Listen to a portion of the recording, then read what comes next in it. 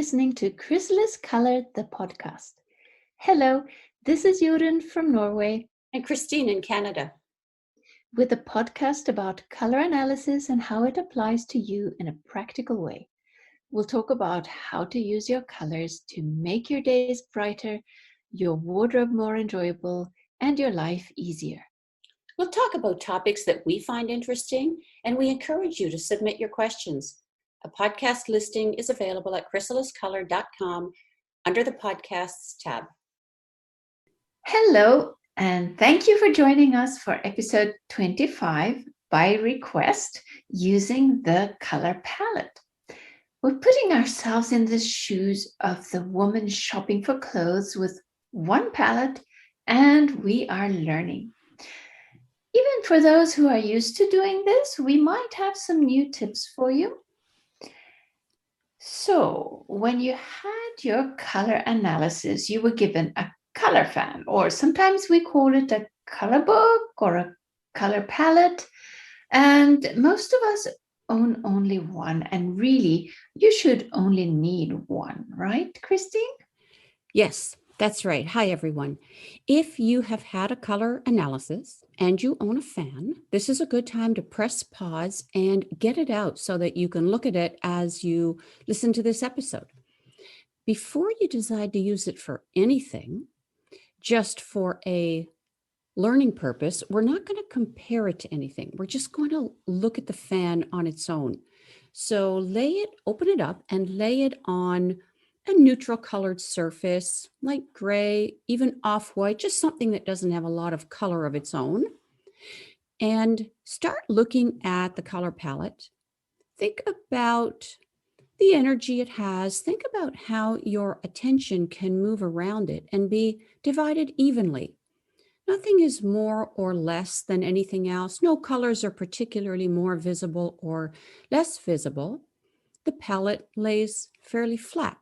You don't see, let's say, any bumpy roads if you had to drive over any of the strips.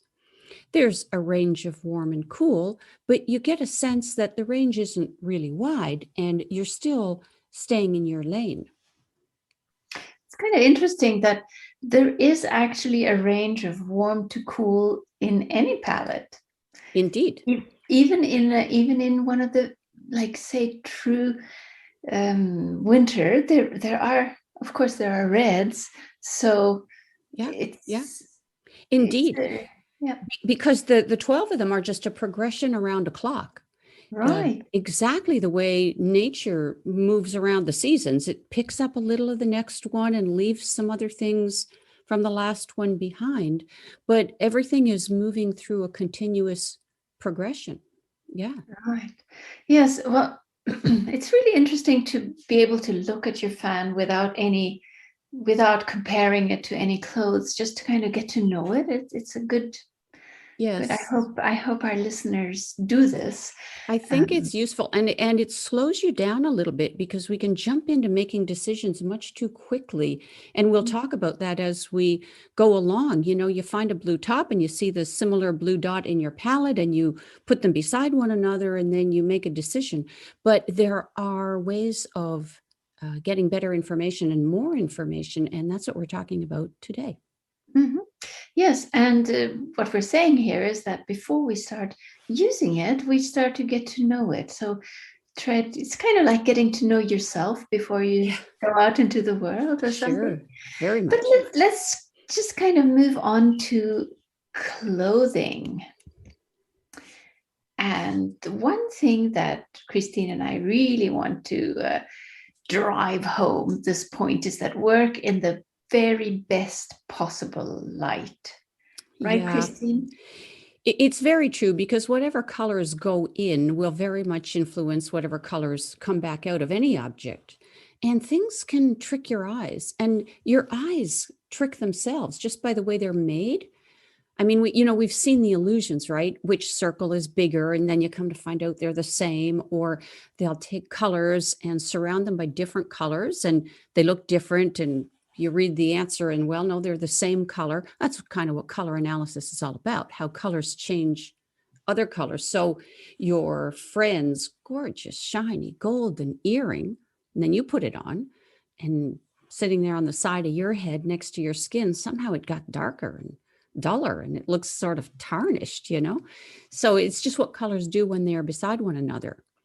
And about the light, you're looking for overcast daylight is the best one. If there's too much sun, there's too much yellow, and too much evening, there's too much red. But overcast daylight, I think, is probably pretty good. Would you agree, Jorunn? Yes, I would. And like with anything, that's what we aim for. That's what we wish for. We don't always get what we wish, but that's the ideal lighting. So anything as close to natural daylight is what we're going for. And you are not going to find it in any stores. And you're certainly not going to find it in the dressing room of the store. But anyway, so before moving into that dressing room and the shops, before going shopping, we will suggest that our listeners spend some time with the palette and reevaluate the clothes already hanging in your closet. And that's the process that we sometimes call harmonizing. When we say we're harmonizing the clothes, that's just like using your color fan and evaluating colors and clothing using that. And then we're going to have a look at some questions that people might have when it comes to using our color fan when harmonizing. Yeah, you brought up a really good point, Jorunn, which is often people are trying to make color decisions at the store. And store lighting has got to be the worst. I mean, it's better than doing it in a nightclub, but it's really very difficult. The tendency is for everything to turn warmer and yellower than it actually is. And you can look at your palette and see what the white between the colors, what color it has changed. And that's this adjustment your mind has to make. But hopefully with some of the tips that we'll talk about today, people will get a very good idea of what at least to take home and then maybe look at again in daylight. So you're shopping and you have your color palette, or you're looking at what you have in your closet, either one. First thing, of course, common sense would tell you, just eyeball a possible match. You're looking for this particular blue, or you see a blue sweater and think, yeah, I mean, this looks like it would be part of one of these blues. These look very, very similar. So now what you got to decide is, do you keep this thing? Let's say it's something that's been in your closet for a long time, or you're going to give it away. Open up your fan, lay it open, all the way open, put it on the fabric, and the arms or the strips have to be far enough apart to see color in between them. So let's say an inch or so, even if that means opening the fan into a full circle, that's great because it's how these colors interact that's going to give you information. Before you zero in on the color that looks like the blue of your sweater, look for an overall sense of belonging or ease. Do these things just feel good together? The fan should be easier to see, or you don't want to get a sense of it fading and the piece of clothing taking over. If you get a sense of, man, these things have nothing to do with each other, the fan is just disconnected from the fabric, that's another clue. The fabric could almost be a continuation of the fan. Yes, I like what you said about getting the overall sense. And I think that's really, really important. Don't jump right in and start looking at the little details. You just want the big picture. And it's like, imagine that the fan is your face and all of you wear it. And you just kind of let your eyes float around and try not to make any kind of logical conclusions at that point. Maybe take a bird's eye look at it and, well, just get a sense of it, like you said. And then we can start zoning in on the details. And let's just take a moment while we're at this point and talk about who brought this technique up. This lay the garment flat, put the fan on top of it. We have Terry to thank for that, don't we, Christine? We do. Terry Wildfong of Your Natural Design, who works in the United States in both Michigan and in California. And you'll find information about Terry here on Chrysalis Colour under training. I believe it's the training tab or the careers tab, one or the other. And yeah, Terry is the first person that I knew of who opened the palette and opened the palette and laid it on fabric. And then she and I together would, take this up to level after level. And all of us, I think, who now work in this way, the more you do it, the more you learn. So it's really been a very, very useful way to look at color. And it's like Jorunn says, just pull way out, look at the big picture, then look at the small picture, each particular strip, each particular dot, and then look at the details and in that order. So you've got this palette opened way out. First thing I think about is the color coming up between the arms? If you're working to keep the color beneath the face, because that palette is your face, right? So if you wore that blue sweater and the color's coming up between the arms, well, that's what's going to happen when you wear it. You don't want to have to work to ignore the clothing, because we've seen that, we've seen it when something is just too bright and it's taking over our attention from the person who's wearing it. Move your eyes around. You want the light colors to be as easy to see as the darks. So the palette should not be heavier at the dark end. The arms should not look shortened. You don't want the light colors to seem invisible or fuzzy or faded. Everything will have an equal energy the way it did on that plain gray or white, off-white surface that you laid it on. Yeah, and I'm thinking like you mentioned when you put the fan on that neutral surface, we look at the strips and try to not imagine them going up and down, but that we see that they are a smooth surface, not bumpy. Mm-hmm. And when you're talking about the fabric climbing up in between the arms, that would be another kind of bumpy road that we didn't want to see, right? So that if you feel like it's starting to bump, create valleys and hills without it being scrunched up, then that's a sign that it's not harmonious. Mm-hmm. Do you mean in the fabric, Jorunn? Do you mean the fabric looking uneven? Yes. Yeah, well, that's so smart, right? Because we get all focused on the palette and the dots and the squares, but it's so important what you just said. Look at the garment as well as looking at the palette. It shouldn't get uneven or too much or not enough, right? Mm-hmm. Yeah. And also, what we've talked about earlier is that try to imagine, at this point, we start moving on to imagining creating outfits. So the garment is flat and we have the fan all around with this arm spread.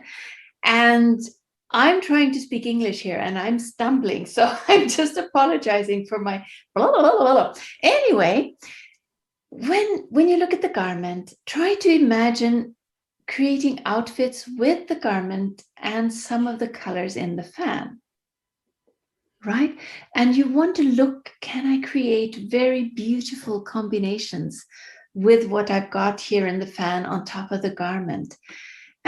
Or is it just too loud, the whole thing, that anything you'd pick from the fan would scream too loud compared to wearing it with that garment? Or would it just look dusty and nothing there? So start thinking outfits. And also my favorite trick is lipsticks. All the reds in your fan can be viewed as possible lipsticks. And I'm very often thinking, ooh, could I wear that lipstick with the garment? And then I look at the reds and that's kind of a trick for me. Mm-hmm. It's very useful, isn't it? And man or woman, right? It's not just about lipstick, but the colors of blood, to which humans are enormously sensitive in the cheeks and in the lips. A woman should be able to find a few lipsticks. And I think what you said before too, look for things that are beautiful and let them surprise you. I sometimes look around and I'm just, I'm pretending I'm flying over it. And I will get a feeling of, for some of the colors, wow, I've never seen that color look so good. They just light each other up. I got a comment on YouTube. I love these comments. And this is was a young man actually. And he said, yeah, when the colors get near me, it's like a chemical reaction. And I thought, man, that's really good. It's what it is. It's they just light each other up. And the opposite happens, just what you said, where you'll see two colors beside each other and you'll think, okay, nobody in the world is going to put Right. these things. It could Like be this is just oil weird. and water. Yes. Yeah, that's right. It's like they push each other apart, if anything. And so, yeah, what you're saying is for people to separate or just focus on the red strips apart Yes. from all the rest. Yeah. Yeah. And then following from that, I'll follow on that good point that you started there by saying do the same with the neutrals. Whether you focus your attention on them, I actually will even separate them out. So I'll just look at 3 or 4 or however, whatever kind of palette you have, wherever the neutrals appear, separate them out because there is an awful lot of attention, information coming at you. And it's more relaxing. Okay, let's just focus on what we need to think about here. So you have your neutral strips. And I'll think about, as we said before, is any of them hard to, yeah. Just let me just stop you there because I think we weren't quite clear enough that where I wasn't clear when I'm starting to get the feel for the fan, then I hide all the other ones and I leave out the red ones. And now you're saying that when you look at the neutrals, you hide the other ones and you keep the neutral strips out. I don't want to. Well, it's a good point. Interrupt you, but yeah. Well, with the reds, sometimes I do and sometimes I don't. One thing though, I definitely do is, so you're back in looking at your closet, you've got your blue sweater, you'll think, okay, I've eyeballed a pretty good match. Then what I'll do is I'll hide the strip with the color I think is a pretty good match. So now how does it work? Because nobody is going to look at that blue sweater with only the blues in you that might or might not match. They're going to look at it with everything you buy, everything inside you. So, okay, I got a pretty good match. Now I'll get rid of that strip. Okay, now how's it going to work? And, but yes, so you will isolate just the red strips. I do too. And then I just look at the neutrals. These guys I really look at by themselves because they're kind of challenging for me. Do you find the neutrals are the hardest ones to evaluate in a palette? Sometimes because there's a bit of crossover in the seasons. Yes. So they are tricky. So I'm interested to hear how would you use them? Yeah. How do you use the neutrals? Yeah, they also don't have a lot of pigment to work with. I mean, they're neutrals. That's the whole point, right? There's not a lot of pigment to work with. So you've got to take cues from other things.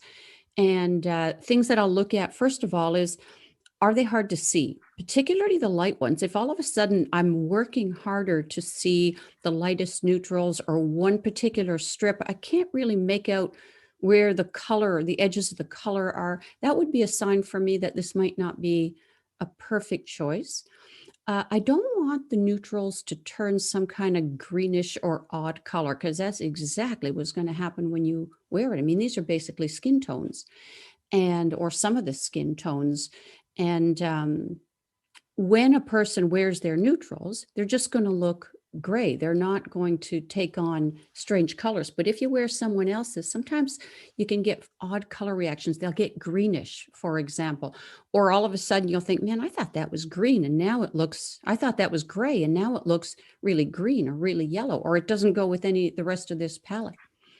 Also, and I think I might have mentioned this a bit earlier, but especially if you're in a store, but just about anywhere, before you start looking at the colors, you need a mental calibration. Like our eyes are really good at making adjustments when they know what to do. They can adjust for how a color looks throughout the day.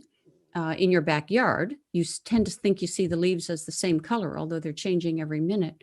And here too, look at the strips between the colors just to see how far from white they went because of lighting.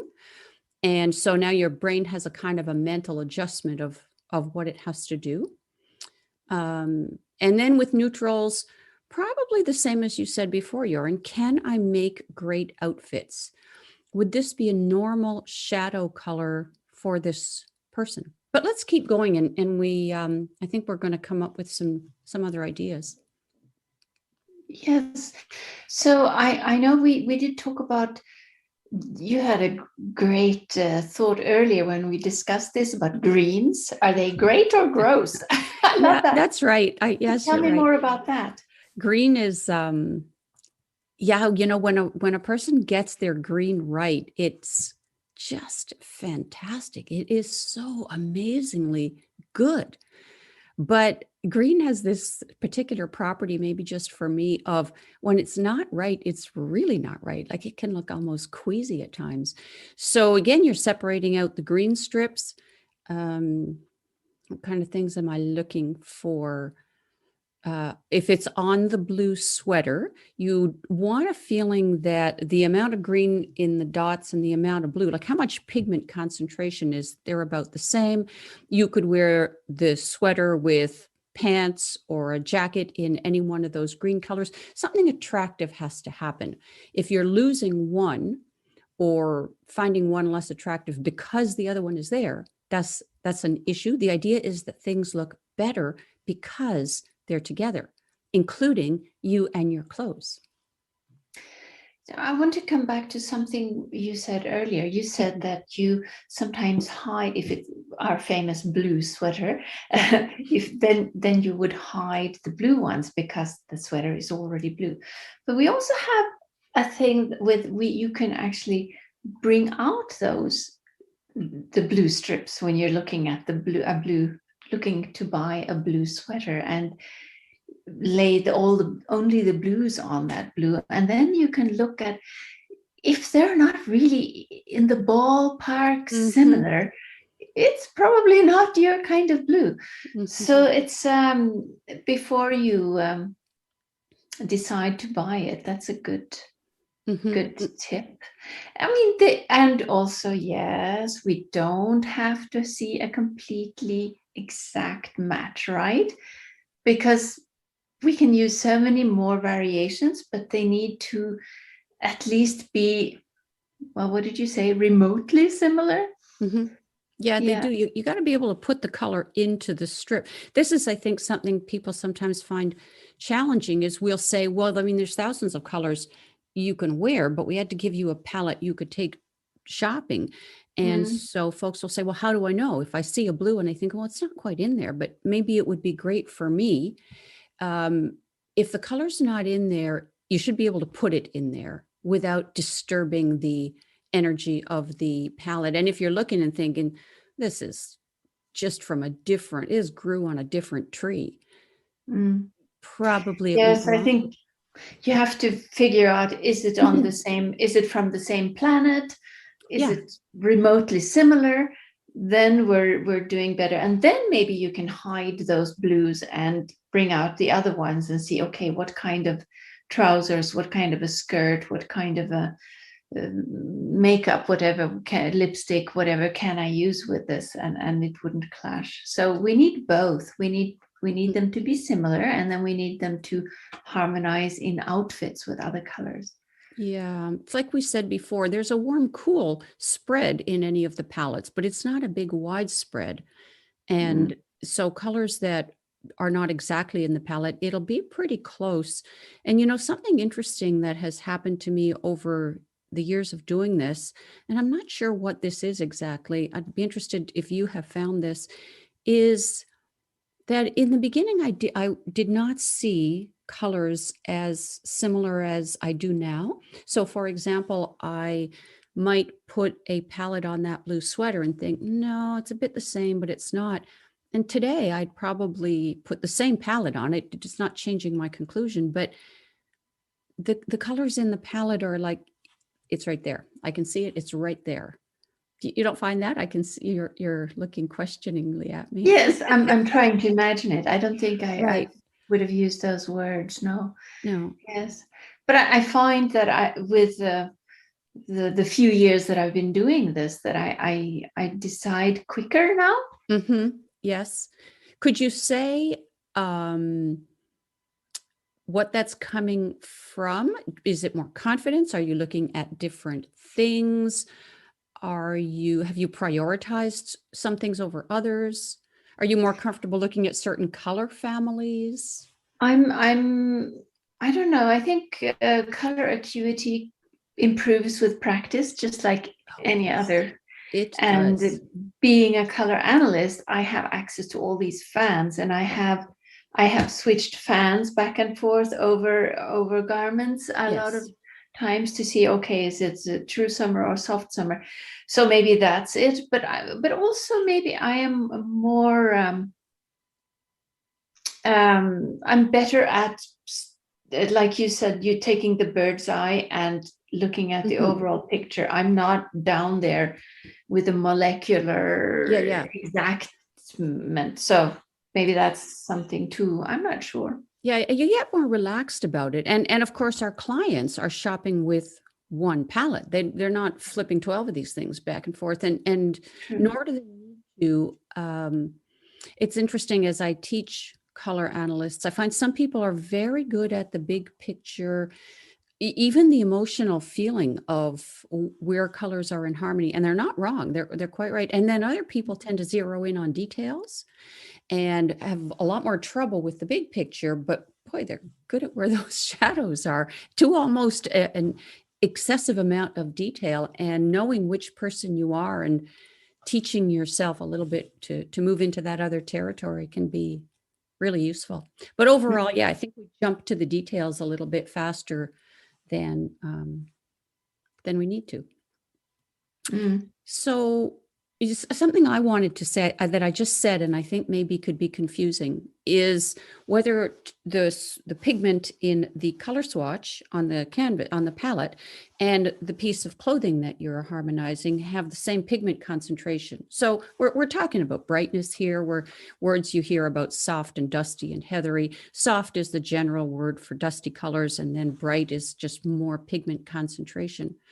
And on a very broad example, if you think about denim and sapphire, they might be the same kind of blue, but the sapphire has a lot more blue than the denim does. The denim has less blue. They might be the very same darkness level.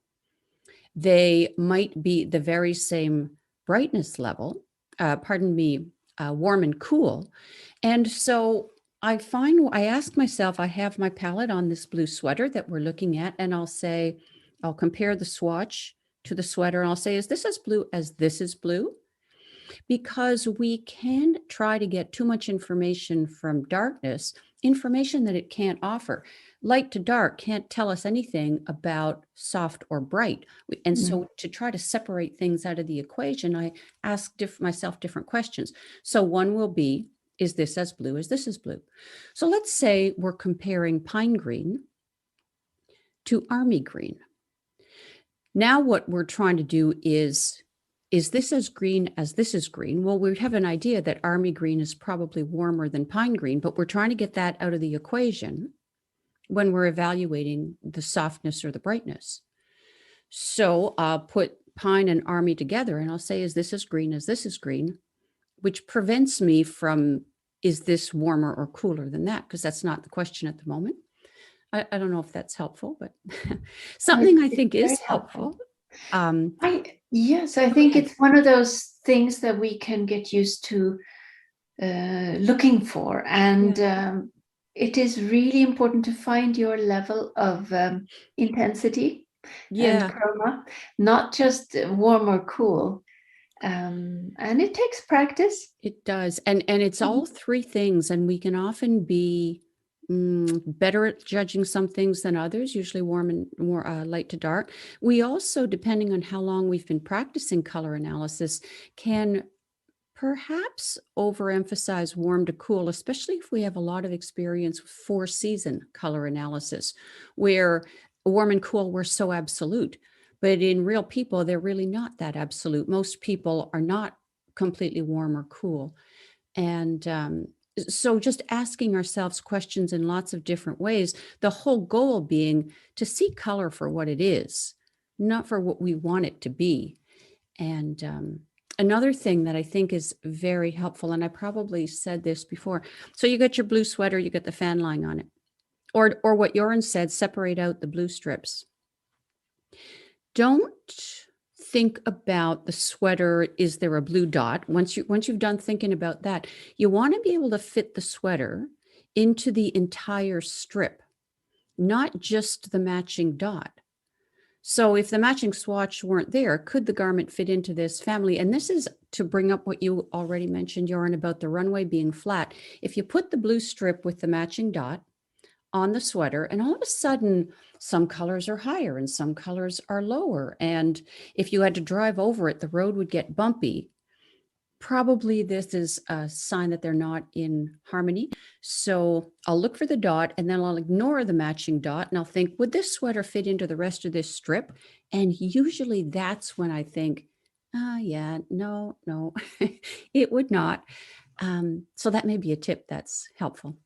Yes, I know. It is fascinating. And I can imagine all our listeners scrambling for their fans and diving for their blue sweaters to try and look for this bumpy road or runway.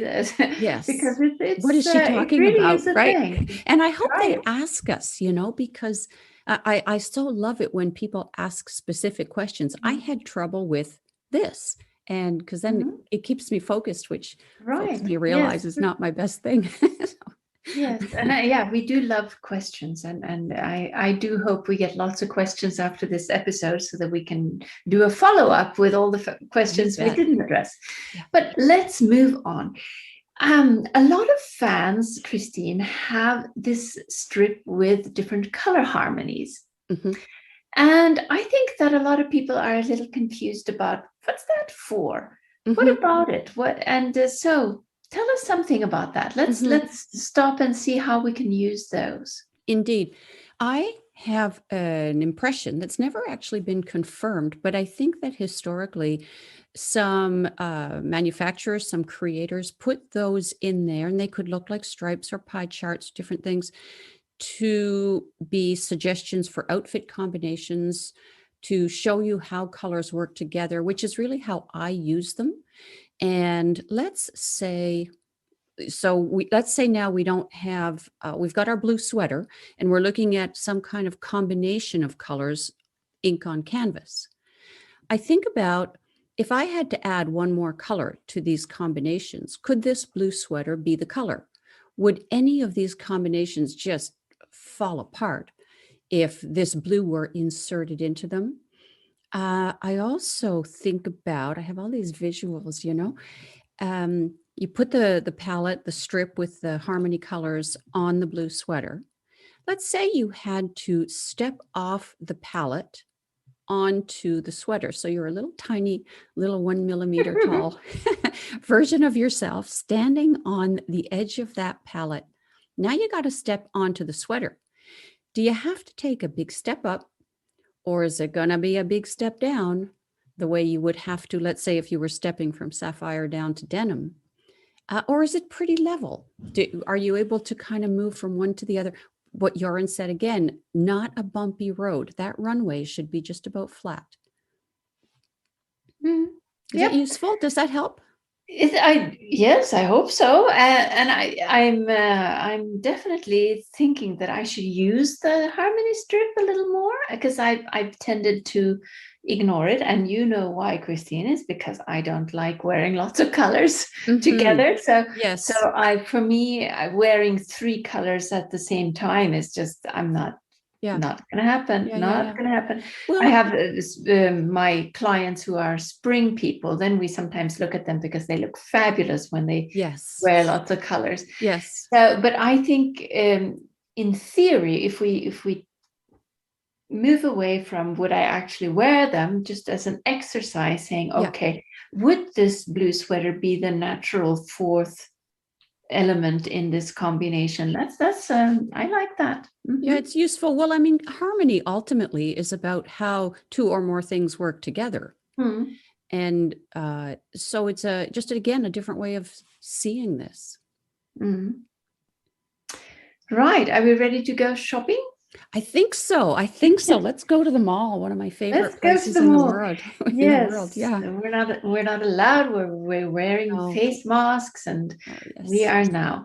So you've had practice in your own closet with your fan, training yourself in all these bumpy roads and hiding these and those colors. And now you are taking your fan with you and you're going shopping. And the one thing to remember is that you can't remember. You can't remember colors. So you need to bring the fan. This is the biggest. If you only remember one thing from this episode, and that thing is that I should have the color fan in my handbag and bring it with me. That's the most important thing, that we use it. And don't be shy to use it. It's somebody's going to look funny at you, but then you know something they don't, and they might ask you some questions, and you can choose to answer them, or you can choose to do the what Christine calls a Mona Lisa smile. Be mysterious. Yes, if they are suspicious, that's about them, and that's not you. That's right. Yes. And you can always say, this is something I'm learning and I'm getting better at. But anyway, the main point is bring it with you, even though the next issue is lighting. So we're going to. Lighting. Yeah. Yeah. Natural daylight is tough in stores. For makeup, where the swatches are small, because I shop with paper, I use the skylight of the mall, and that's pretty good, but you can't with clothes. What helped me a lot was actually shopping with fabric. It solved my trouble buying neutrals immediately. I just couldn't find dark winter neutrals. I couldn't figure this out. And so I started shopping with pieces of fabric, and that solved it in a day. I also shop with a piece of true winter white because it's kind of it normalizes the store color and the lighting changes, and fabric gives you a bigger area than a small swatch in a palette. It's like a pre-calibrated control, and fabric garments, fabric pieces of fabric, whatever kind of fabric, it's more apples to apples in a way than ink on canvas. Although I always have the color palette. I'd never buy anything without looking at it with the other colors in the palette, because you're wearing items with something else. You're not just wearing them on their own. And I think we may have said this and we'll repeat it. Be sure you can return it. Neutrals can be particularly challenging, but for anything you buy, be sure that you can return it. Right. So you shop with you have a couple of pieces of fabric in your handbag? I do 13 of them. My neutral set, which we'll put a link, you can buy these things, and a piece of true winter white. Right. That's a great advice. And also something that you and I talked about earlier, Christine, is that it doesn't have to be a piece of fabric. It could also be something like you had a story about my sister's bracelet. Yes. Yeah, you bet. She's a light summer, and she has a tremendous artistic and great sense of color. But sometimes your logical mind starts telling you things that aren't really true. And I found a bracelet that was just phenomenal for a light summer. And she takes this bracelet, she lays it on things in the store, because she has a tendency to buy soft summer clothes, not true summer, interestingly, soft summer. And so she'll lay it on the clothes. And I mean, it could be anything, right? A man might prefer to bring a tie shopping than bring a color palette. And you know what Jorunn said, like someone's always going to say, color analysis, isn't that from the 80s? That doesn't work, does it? You just get caught up in the wrong conversation. So it might be easier for store staff to understand, or the palette might just be complex. I find it really complicated in stores. I still use it. I've gotten better, but there is a lot of information. So if you can find an item that you like, that can be useful. Would you agree? Yes, I would agree. And also one of my tricks is to look at several different versions of a color, because you can always find different blues, blue blouses, blue sweaters, so that you can bring them out and compare, because it's all about comparisons, right? And sometimes close enough is good enough. And if you've compared and you've found that, oh God, this is the best blue that I could find, then sometimes that's all we need. And it can give you sometimes something to refer to that you can definitely decide from. Yeah. It's a kind of a quest, you're moving closer and closer. And every time you choose a blue or a green, you're getting better and better at it. And a lot of our ideas today just have to do with learning to make a true decision. Don't make what you wish to be true. True. You want to see it the way everybody else will. And so sometimes we can buy into this dream. Well, I still want to be buying into the dream after I've worn it 10 times, not twice thinking, oh, shoot. So it's good to try to be a bit, not make it about you, I suppose. And I think you're bringing up such an important point there, Christine, because we sometimes we want to persuade ourselves to buy it. And what you're saying, which I think is really, really smart, is try and find ways to talk yourself out of buying it. Yes. And I think that's wonderful. And what we need is more mindful shopping and intentional spending. And if you go home and you didn't buy anything, congratulate yourself. Yes. It's really a victory. It is a victory. If you manage to talk yourself out of them and say, no, they weren't perfect, so I'm not buying them. Yes. Good for you. And of all the times I've done that, and I'm sure many of our listeners in one way or another use their own set of priorities to talk themselves out of things. How often do you get home and think, I was wrong. I got to go home. I got to go back there and buy that. What, maybe 1 in 10 times. Most of the time, the next day, you're like, oh, thank heavens I did not, I talked myself out of that. That's so true. Most of the time, it's a good thing to do. How about, have you ever been in this situation, Jorunn? We talked a little bit about how taking the big picture, the bird's eye view, can be very useful before focusing on the details. But I suppose sometimes that can go a little too far too. What I'm thinking about is, let's say you have a client who is a soft season and just sort of automatically says, well, as long as I don't buy anything that's too bright, I'll be fine. Have you encountered that, or could you imagine that conversation? I suppose I can, because sometimes you can get like hung up in, oh, I just need dusty, really dusty bland, everything. dusty, bland everything. And as long as I do that, then I'm fine. And which is a shame, because there is a range. And especially in garments that, that are not next to your face, you can, I've been surprised at how lovely a soft summer can look in a green that's might be a little too intense, but it blends so gorgeously with something that's just the right color that's closer to the face. And so yes, don't assume that you automatically have to shy away from everything bright because you are soft. Yes, it has to do with the quality of colors. What I'm thinking about here is that very often soft summer particularly will dress almost exclusively in their neutral colors, thinking, well, those are my colors. It being a quality of summer that the neutrals do have a certain amount of pigment in them. And then when you show them, well, this is your red, would you believe this is one of your greens? They can be quite surprised and maybe kind of disbelieving, until the one thing that always turns it around is put winter colors on there. Lemon yellow, sapphire, a piece of true winter white.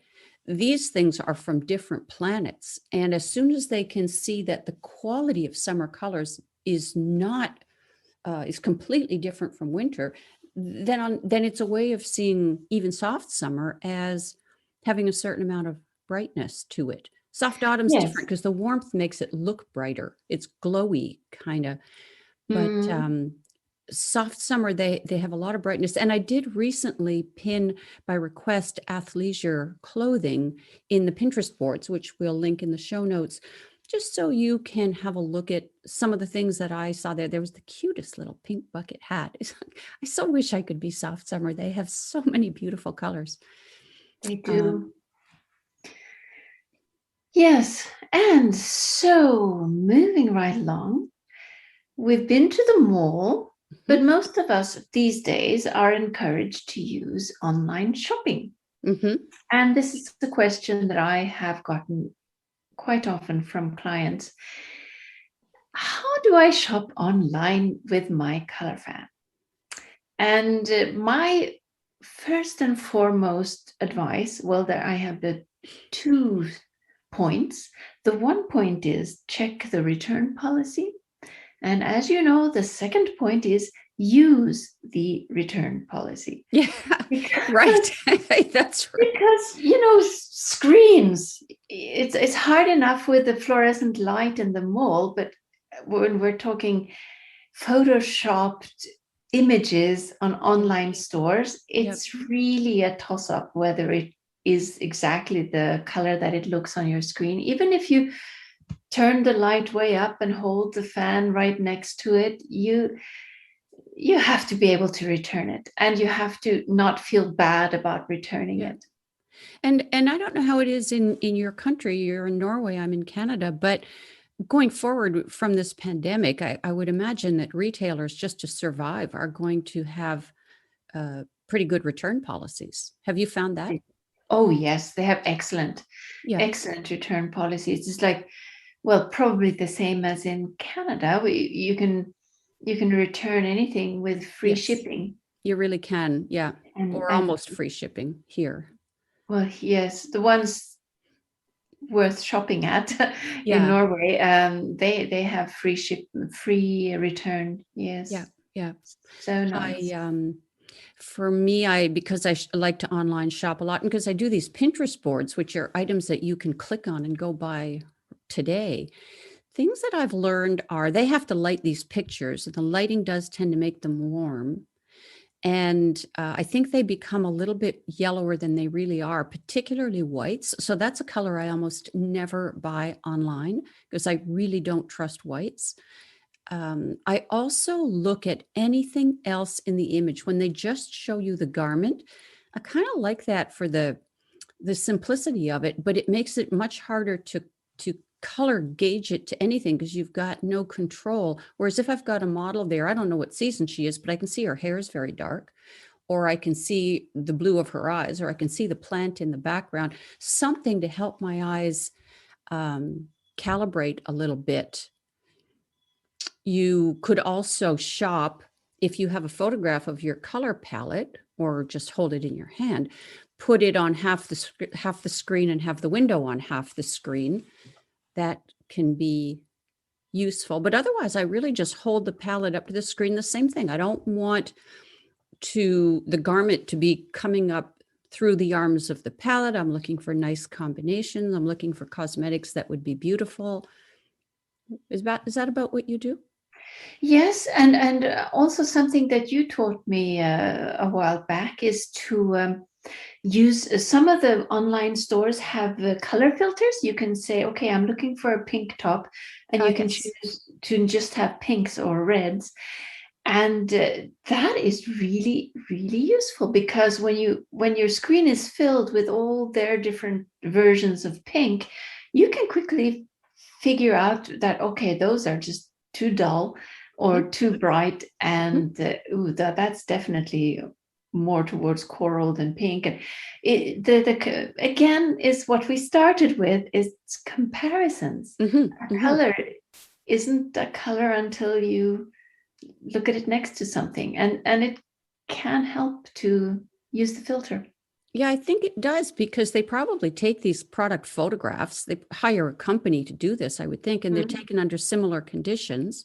And so you can see what's warmer than what and what's bluer than what. And if you're looking for the quietest color on the screen, or the one that jumps out at you a little bit more, it is good to shop just filter by color. Yeah. I think think that's about it. So I think we're ready to wrap this episode up. So yeah, could I say one last thing is Of that course. thinking back to our soft summer person there, and you brought up that point that you can move, there are tolerances, just like natural landscapes, for moving out of these strict palettes and charts. Those are just a reference point. What we have not covered in our episode, because it's just very hard to do when your listeners just have our voice, is talk about harmonizing cosmetics. You have smaller swatches. You have a very different criteria because it's got to look like skin. It doesn't lie on skin. And we put it right on our face. I mean, there's nothing that's got to be more correct, really, depending on what women want from cosmetics. So I do have a blog post coming out from a reader who very kindly sent me a beautiful photograph of some matches that she found for soft summer lipstick. And there will be a blog post about harmonizing cosmetics and about the topic of soft summer and cosmetics. So that'll be at 12 Blueprints in the next week or two. And we're recording this on April the 5th. So I'll put it in the show notes, or somehow we'll connect the two events. Yep, do that. So in conclusion, I would like to say one thing is, don't make perfect your standard. If you get too hung up on this, nothing will ever look good enough. So if it looks pretty good, it might be better than anything you own at home. And stay in your own head. Because comments from other people, they will be positive or negative, and they are coming from their own place. Comments from others are mostly about themselves, not about you. It's really important to keep that in mind. And